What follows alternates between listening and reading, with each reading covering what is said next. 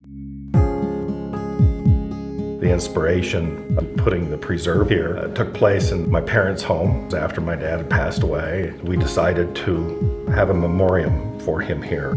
Growing up here and falling in love with this environment was the motivator to think on a bigger scale. It was decided that we would preserve as much as we could, and that ended up being a majority of the property and then some. That concept grew into what it is today. We spent a lot of time right before we were married at this place, before there was anything here, up on the mountainside of the preserve.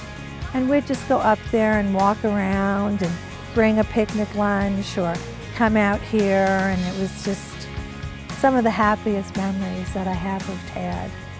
The cool thing about Tad, and this is what I'm really gonna miss, is that he just knew so much. Like, he knew, he was from there. Like, he grew up there. He was like hiking on the ridge, and he just had so many stories and just such deep knowledge about it that he really was like, he was a steward of the land.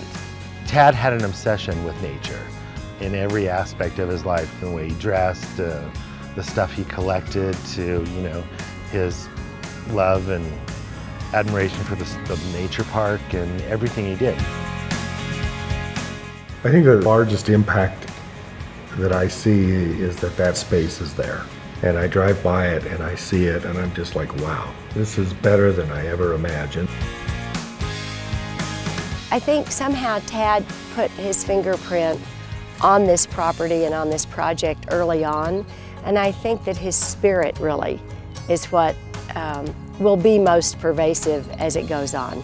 Tad loved art, so when he was chipping away at the art stone out in the front of the preserve here, he tried, I think, to have what he was doing with that rock reflect where he was coming from in this world.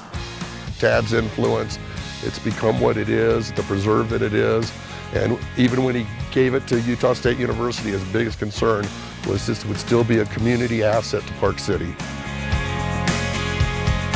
This has really become a dream come true because of the wildlife that's here. And living close, I get to experience this place every day. I see it, and it's always changing, it's always different. And that's, to me, is the blue ribbon. That's what makes this all worthwhile.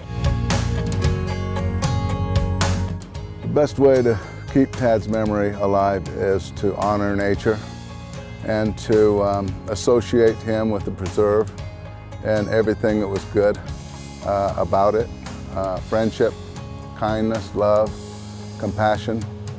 He was just a big, compassionate person, and I think that's what the Swaner Preserve's all about. I do feel really grateful that the Nature Swaner Preserve is there, because it is a legacy for him, and it is a way for me to be in contact with him. Tad will always be a part of the preserve, and I'm so glad that this is really a part of his legacy, because truly, this is who he was. This is who he is. And I know he's here now. I know he's here now. Future of us is to be able to create this oasis so that it can be a safe harbor for all these animals. And so very exciting days are ahead.